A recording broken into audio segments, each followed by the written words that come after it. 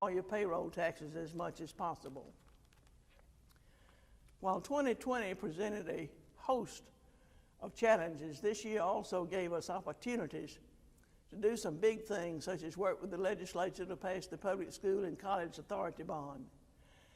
This $1.25 billion investment sent money to every K through 12 school system and to all our 2- and 4-year colleges. The proceeds of this bond will be transformational for years to come. Whether it was assisting Tallahassee High School replace a 92-year-old building, or UAB's new genomics facility, or a new medical school at the University of South Alabama, these projects and others will have a lasting impact on future generations of Alabamians. Few areas were more challenged in 2020 than our education system. In fact, our leaders, our teachers and students were among the first who were affected by COVID-19. Last March, when we entered a state of emergency, we announced our schools would be closed to in-person instruction until we could wrap our arms around what was happening. Little did we know the remainder of the school year and the current one would be challenged. Utilizing CARES Act dollars, we invested more than $434 million into our classrooms, with $70 million going directly to local systems for the purpose of limiting the spread of COVID-19 in our schools. Another program we championed was what we called ABC for Students, where we allocated $50 million for low-income families to receive internet through this current school year for remote learning.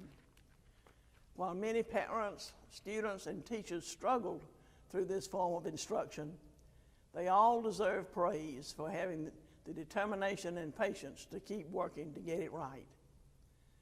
As a result, my budget proposes a 2% pay increase as a way to express our state's gratitude to our teachers who rose to the challenge during an unprecedented time for our state.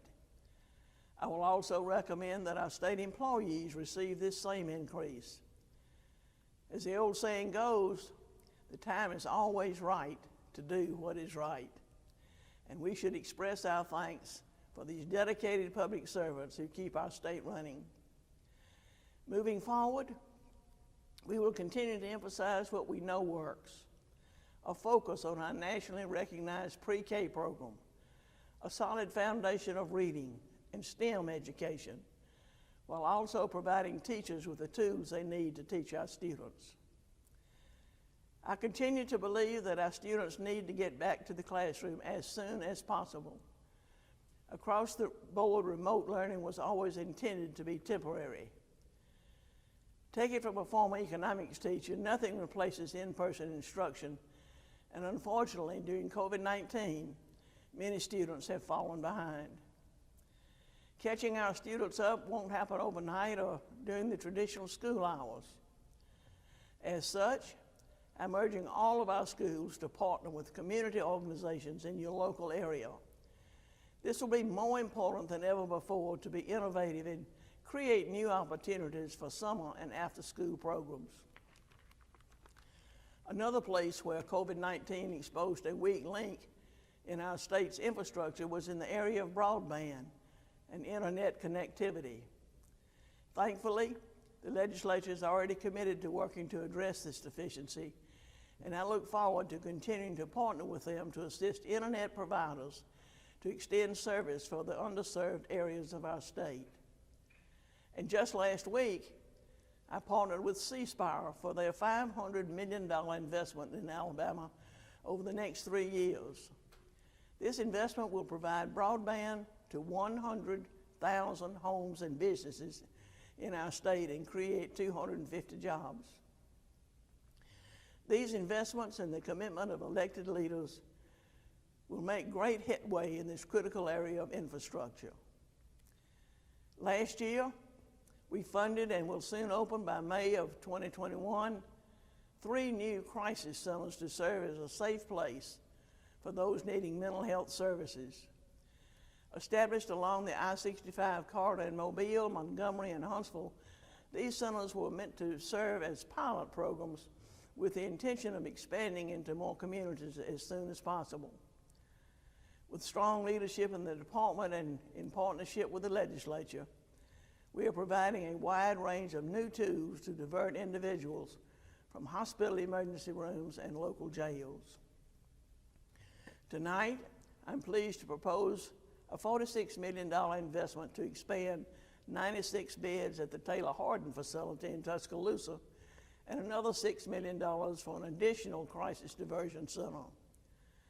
Building upon the personal commitment of Governor Lurleen Wallace, my administration will maintain our commitment to provide critical evaluation and treatment of our most vulnerable population, regardless of their present circumstance.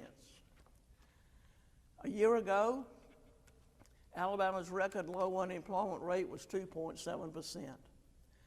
However, that number grew to 13.3% by April of 2020. By December, our unemployment rate was back down to 3.9%, the lowest since the pandemic began. The economic foundation we have built in Alabama over the past several years has proven to be solid, making our economic recovery a key reason why I'm so optimistic for the future. With help from the Department of Commerce, our business showed resiliency and flexibility as many manufacturers pivoted to make face masks and PPE in the early days of the pandemic. Now Alabama companies are making the vials for the vaccine and expanding operations within the state to provide masks nationwide. There is reason for continued hope in our economic growth. One sector of our economy, Alabama's auto industry, hasn't been slowed down by the pandemic. In 2021, Mazda Toyota in Huntsville will hit an important milestone of hiring around 3,000 production workers, and their suppliers are hiring thousands more. Hyundai is making a major investment this year at its Montgomery facility to introduce 2 new models to its Alabama production lineup, the Santa Cruz crossover and the Tucson SUV. Honda is launching the mass production of the next generation Ridgeline pickup. And Mercedes-Benz is now ramping up to build 2 new electric vehicles at its plant in Vance, propelling continued growth in the automotive supply chain in communities such as Jasper, Muscle Shoals, Greenville, and Alex City. Last year, I worked closely with the legislature and strong corporate partners to launch a commission focusing on entrepreneurship and innovation called Innovate Alabama, which is designed to help both individuals and startup companies. Special thanks goes to Dr. Condoleezza Rice, an Alabama native who serves as chair of the Innovate Alabama Advisory Committee. Alabama has always been at the forefront of developing new technologies to make our country and world a better place, but now we're engaging our state's trailblazers to come up with new ideas and policies that will support entrepreneurship, economic development, and jobs for the future.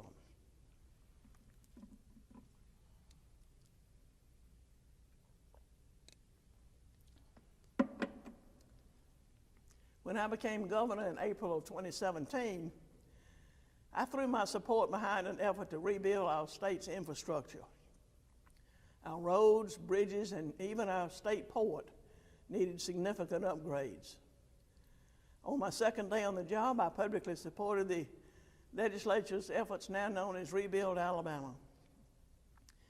Fellow citizens, if you are traveling down a road or a highway and you see a blue sign that says, "Another project to rebuild Alabama," that is proof of your tax dollars being spent wisely and transparently to improve safety, increase efficiency, and support commerce. In the first year of this program, Alabama invested over $127 million new dollars in Cherokee, Limestone, Madison, Autauga, and Tuscaloosa counties Tuscaloosa County on projects to provide interstate connectivity and much needed repairs. Additionally, 27 city and county projects were announced just last year. And this is on top of other local projects and ongoing repairs all over the state. And friends, it doesn't stop there. Tonight, I am proud to announce that we are moving forward with a project that other governors have talked about, but until now, no one has been able to do. Later this year, we're going to turn the shovel on a long-discussed 4-lane Highway 43 from Thomasville to Tuscaloosa. This will provide interstate connectivity and economic development opportunities for many rural counties in Alabama's Black Belt between the cities of Mobile and Tuscaloosa. I'm also pleased to announce plans to connect 2 more rural counties with 4-lane access in Geneva and Fayette counties, and plans for others are under development. Folks, our roads are the arteries of Alabama's commerce. These projects are just a few of the many that we'll use to open doors of opportunity to all our people. And we all know we can't have safe roads without having state troopers patrolling them. In 2020, the Alabama Law Enforcement Agency was able to recruit, train, and graduate 123 new troopers. They've also added sworn personnel to our waterways and Gulf Coast. I would be remiss in not acknowledging the challenges our men and women in blue face every day and thank them for their service and their sacrifice they make to keep us safe. We can never say thank you enough. One of the most critical issues facing our state is the dire condition of our prisons. It's no secret that the Department of Corrections has faced significant challenges that are a result of decades of neglect. Resolving these require a multifaceted strategy and immediate action. The cornerstone of our ongoing efforts is the Alabama Prison Program, a bold undertaking to replace the state's aging and failing prison infrastructure with safe, new, sustainable, and affordable men's prisons. I have signed a lease on the first 2 of these prisons to be located in the Escambia and Elmore counties. And I'm pleased to say that soon we will complete our negotiations with the developers whose proposals qualified them to construct new prisons. Not only will these modern facilities improve prison conditions and safety for both Alabama's correctional staff and inmates, they will also be designed to accommodate inmate rehabilitation. Rehabilitated inmates are much less likely to reoffend and much more likely to become productive, contributing members of society when they're released. It is incumbent upon all of us to make this investment, which will, over time, help make all of our communities and all of us safer. We will also continue to move forward with criminal justice reforms, and I'm grateful to have the support of so many in the legislature as we seek to improve our criminal justice laws. Since 1999, over 180 gambling bills have been introduced in the Alabama legislature. However, you've not had a chance to make your voice heard. Last year, I asked the people of Alabama to trust me to gather all the facts on what has been endlessly debated in our state but never adopted. My first action was to establish a working group of some of Alabama's most distinguished citizens to present us the facts so we can make the most informed decision possible. I'm proud of the work of this group, and they have delivered a comprehensive analysis of both the benefits and the drawbacks of expanded gambling. I've never been an out-front champion on this issue, but I have always believed that the people of Alabama should have the final say. If established in an accountable and transparent manner, good can come from this effort. The current system only costs the state money, and you, the people, don't benefit in any way. I'm confident the legislature will be thoughtful and deliberate as they debate this issue. But let me be absolutely clear. This must be a transparent process with no deals being cut under the table. And if something doesn't pass the smell test, I'll surely let you know. I look forward to working with the men and women of the House and Senate to give Alabamans an opportunity to decide once and for all if a different approach to gambling is in the best interest of our state. As I reflect on all that happened during this past year,